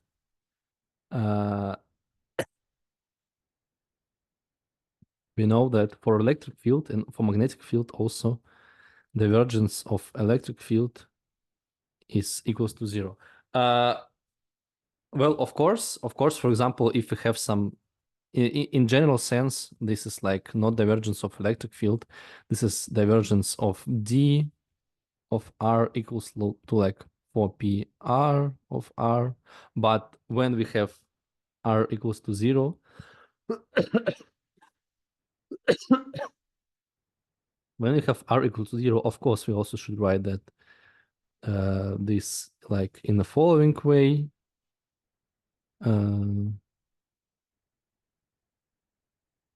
Which actually will give us the following the following stuff is that divergence of E of R equals to minus something, no, epsilon of R divergence of E of R equals to minus gradient epsilon of R multiplied by E of R, of course. But if this guy equal to 0, so when epsilon equals to constant, then basically we have divergence of E equal to 0. So of course we have some, like, when we have some boundaries, when we have some non-homogeneities, when epsilon is not a constant, we have some longitudinal electric field. For example, I don't know, for example, in the near field, for example, if we have some spherical particle very close to the boundary of the spherical particle, we will have this longitudinal component of electric field. We will have this component. But we are mostly we will not deal with this like field at the boundary or something like this. So we mostly will deal with electric field that satisfies this condition. So basically, if we will apply this, if we will take this expression and put it here into this equation, it will automatically be satisfied for M and N harmonic, but this expression will actually result in the following expression: sum over L equals to 0 to infinity, sum over M equals to minus L to L, CLM, L, LM of R, divergence of equals to 0. And we know that these are like orthogonal functions. So this expression can be satisfied only when this guy equals to 0. In a simple words, we don't use like longitudinal vector functions to express, to expand transversal vector field, which is like obvious, because if you will have some longitudinal part, this vector field will no longer be transversal. And second important part is actually, in the end, we will have something like this. Our electric field will be expressed as a sum L from 1 to infinity, M from minus L to L, not 0. So here we have 1. Why this is like from the physical point of view? So you know that M, for example, 1, 0 is a dipole. So this means that, for example, M 0, 0 is a monopole. And we know that there are no electric and magnetic monopoles. Not exactly this. We know that monopole will not produce radiating electric field. So there will be no radiation from the monopole. There are like different ways to prove this. Some stuff from topology, this basically this like Hairy-Ball theorem, that it's impossible to create tangential sphere everywhere on the sphere, tangential field everywhere on the sphere. But like from the simple physics, we know that monopoles do not produce any radiation, any electromagnetic radiation. They do not produce any transversal electromagnetic fields. And because of this, we should not use them to create in this expansion for transversal electromagnetic fields. But we can actually show that m00 equals to 0. And we can actually see this from this expression for m. We see that here, if we put m equal to 0 here, so this will be just 1, but this will give us 0. And this also will give us 0 because P0L of cosine theta P00. Yeah, sorry. I messed up a little bit. Here we have like L equal to 0. Because L equals to 0, this means that M equals to 0 because M is not bigger than L. And this means that M equal to 0 gives this guy equal to 0, and we know that P00 of x is just 1, so dP00 over d theta equals to 0 also, and then this guy equals to 0. We can immediately say the same for the n-harmonic, for the far field in the far field limit. But in the near field, we also, if you look at the near field expression of n-harmonic, we'll also see that this guy equals to 0, and this guy equals to 0, and because L equals to 0, this guy also equals to 0. So for we can see that M00 equals to N00 equals to just 0. And this is why we can, like, from the mathematical point of view, this is why we can, in this expression, we can write our series from L equals to 1, because we don't need, like, obviously 0 terms. But from the physical point of view, once again, this basically means that monopoles do not produce any, like, radiative transversal and radiative electric field, something like this. So they do not produce any radiation. Okay. Do you have any other questions about this? Maybe something was not very clear, or everything is okay?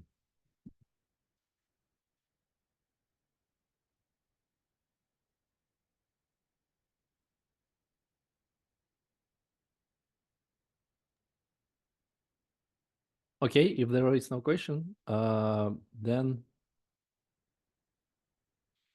maybe the last part, before we start with derivations.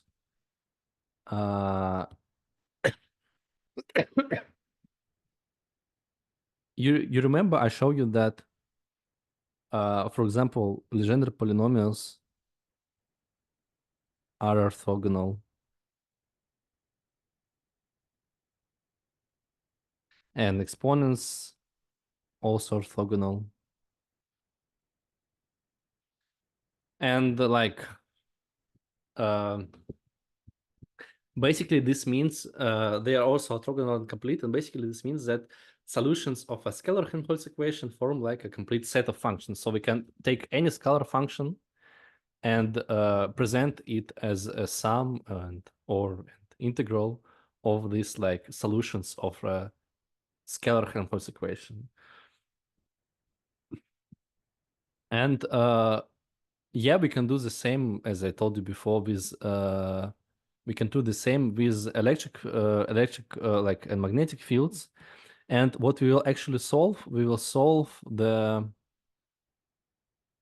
scattering problem of a plane electromagnetic wave by a spherical resonator. So we will solve scattering of a plane wave by spherical resonator. This problem is actually called Mie problem, because the guy who first solved this equation The guy who first solved this equation was Gustav Mie. Maybe let me actually found you the put you here the photo of this guy. Yeah, this one. This is Gustav Mie.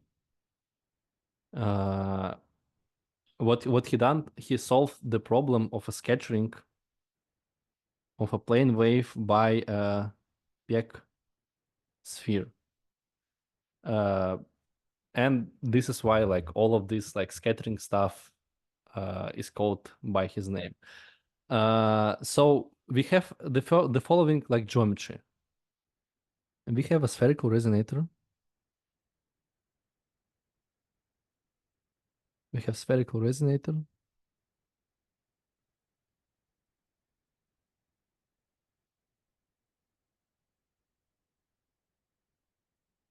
For example, something like this. Spherical resonator with some epsilon here.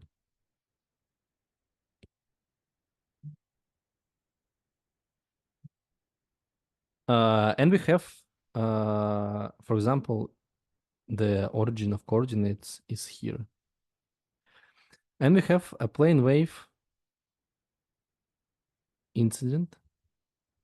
For example, the radius of this spherical resonator is A, and the plane wave, the electric field of the plane wave, we can actually, because of the spherical symmetry of the resonator, we can choose like any, but let me choose this in the following way. Let me say that this plane wave is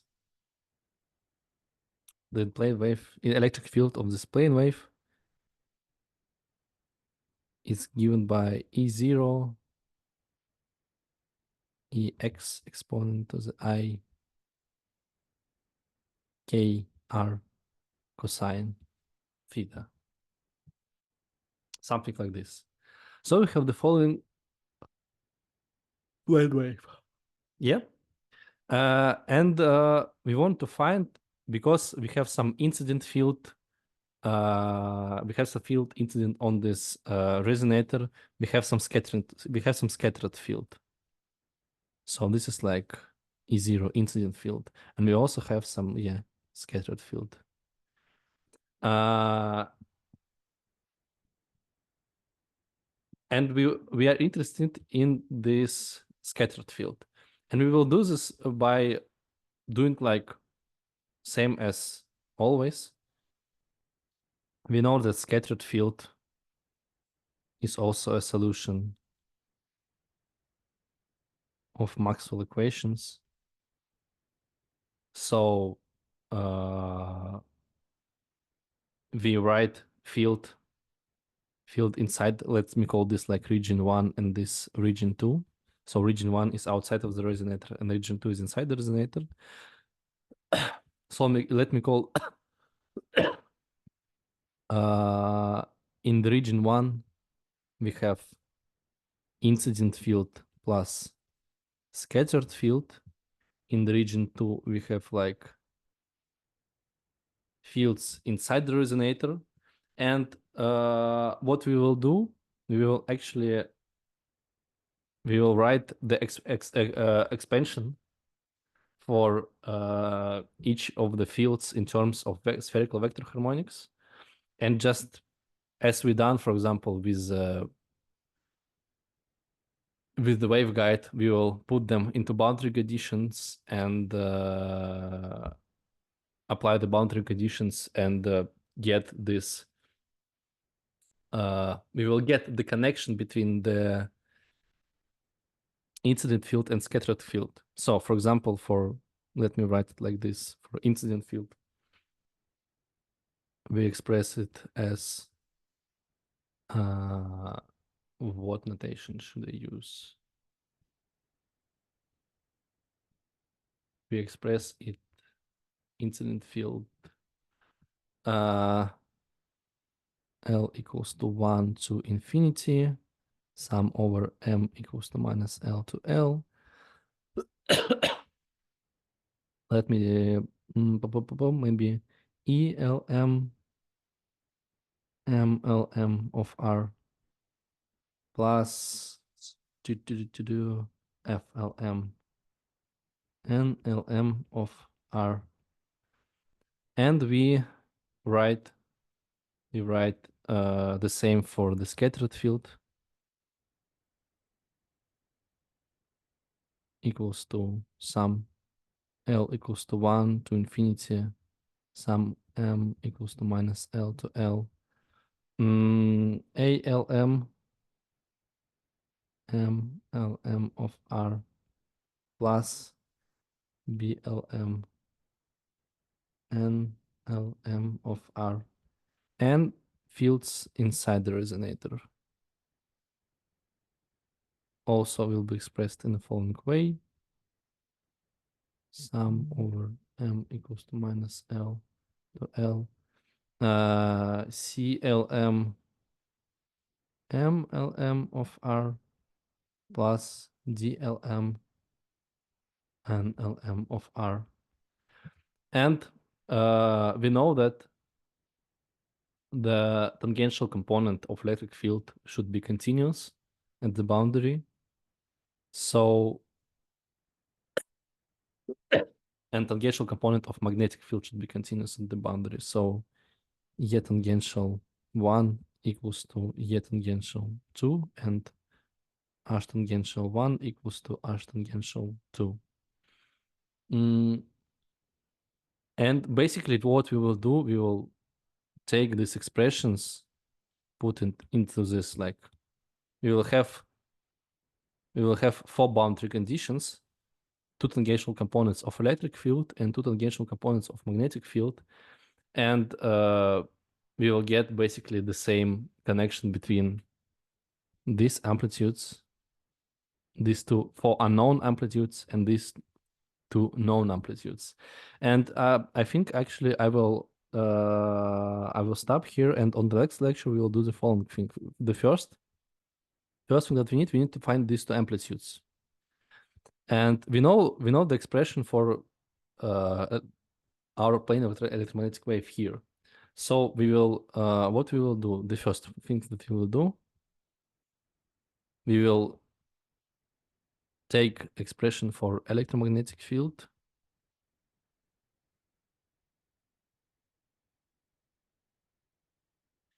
and we will expand it using vector spherical harmonics. Basically, this is done in the same way we define, for example, ELM coefficient. We just need to take the electric field with magnetic spherical harmonic and integrate it over some angles, over some solid angle. I will introduce to you these orthogonality conditions, because I think that right now we will not have enough time. We will take this stuff, then we will derive the matrix that connects C, A, B, C, D with there is also some another matrix E, M. Basically, these are like, we will put these coefficients that we will derive. We will take these coefficients that we will derive and put them into boundary conditions and derive the expressions for these coefficients. And we will discuss these coefficients a little bit. We will look at the scattered field, and I hope that we will start with scattering theory with such things as cross sections, scattering cross section and absorption cross section. But I don't know if you will have enough time. So, do you have any questions? I just want to sum up. So this task, which I mean, me theory, the solving of this problem is actually just similar to the previous task of resonator, but we have to integrate over results to find the coefficient, yes? You see, like previously, for example, with I don't know, for example, with this resonator, we have like plane waves here and plane wave here and here also. So the type of function was similar everywhere. So in this case, we know that because like all plane waves are orthogonal, we can just take plane wave here, and plane wave here, and everything will be good. In this case, we have spherical harmonics here, and here we have plane wave and spherical harmonics. So incident field is a plane wave, and scattered field and fields inside are spherical harmonics. So we need to stitch up plane wave plus spherical harmonicas in incident field to spherical harmonics as. Yes, we need to write plane wave in terms of sum of a spherical harmonic. So in the end, this is why I derived like this spherical harmonics, because if we put the plane wave into these boundary conditions for r equal to a, then there will be like some big monstrosity of expression. But because plane waves doesn't have this like spherical symmetry, but spherical functions have this spherical symmetry, which will be really useful to us. So to simplify like this stitching of solutions outside and inside, we want to use functions with spherical symmetry, which like have some sort of spherical symmetry. Of course, functions for different m have different symmetry, for different l also have different symmetry, but they have like quote unquote some sort of spherical symmetry, and they are very convenient for spherical symmetric tasks. And for example, if we wanted to find solution of scattering of some multiple, for example, we have here, I don't know, here we have M10 as incident field. Obviously, at scattered field, we also will be only M10, and fields inside will also be only M10, because these functions are orthogonal. Let me maybe write it in a different way. For example, incident field is some sum over Lm, like, I don't know, ELM. Maybe let me keep only magnetic harmonic plus scattered field is ALM, MLM, and this equals to fields inside CLM, MLM. This is like more or less like general expression. I don't write here n harmonic just for simplicity, but it's also here. When we have some boundary condition, we should evaluate expression here and here at some coordinate. So in our case, it's is this coordinate equals to a0, 0. And because of this,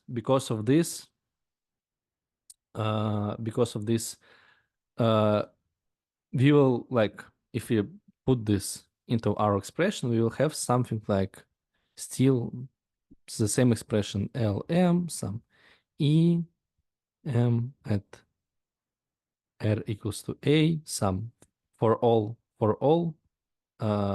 theta and phi. It's important that this boundary condition should be satisfied for all theta and phi. So at every point of the boundary of the sphere. And because here we actually have some function of r, another function of theta, another function of phi, it will be very easy to integrate this expression, we can integrate this expression, well, multiplied it by some another m, I don't know, ij, and integrate over theta and over phi. And after the integration, because of the orthogonality of these functions, after the integration, we will get from this like functional equation to a simple algebraic equation for the coefficients. And because of the spherical symmetry of our problem, we will not have, how to say this?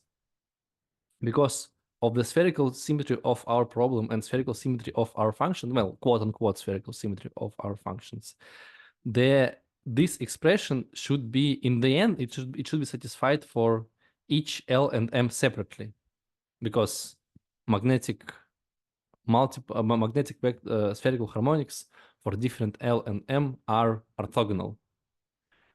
But for example, we have another boundary, I don't know, something like this, some strange, very, very hard, very, not hard, but very complicated boundary. In this case, here we would have like not R equals to A, but R equals to, I don't know, something, R boundary. And it will be hard to, how to say this?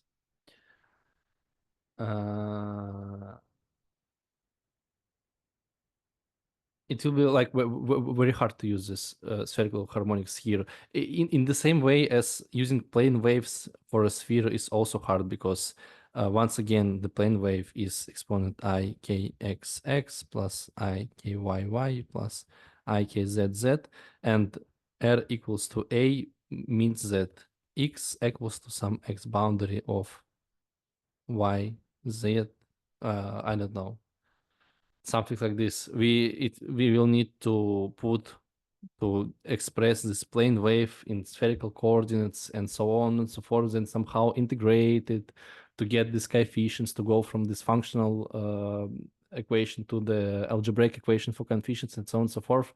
And this will be very problematic.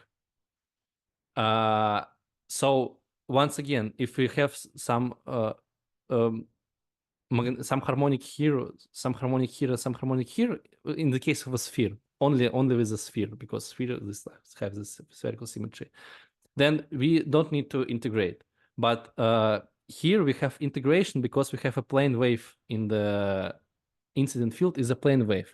So the first thing that we do to get like these good algebraic equations in our from our boundary conditions, we need to express incident field in terms of spherical harmonics. And because incident field is a plane wave, we need to express this plane wave in terms of spherical harmonics. And basically to get, this is like Fourier series. You can think about this Fourier series expansion of one function in terms of basis set of another functions. To get this expansion coefficients, basically you need to project your function onto this set of basis functions. In other ways, like in the Fourier series, you need to integrate this. In Fourier, we used sine and cosine, and here we use this m and n harmonics. This is why we have integration here. Do you get it? Yes, it's okay. Okay, so maybe some other questions?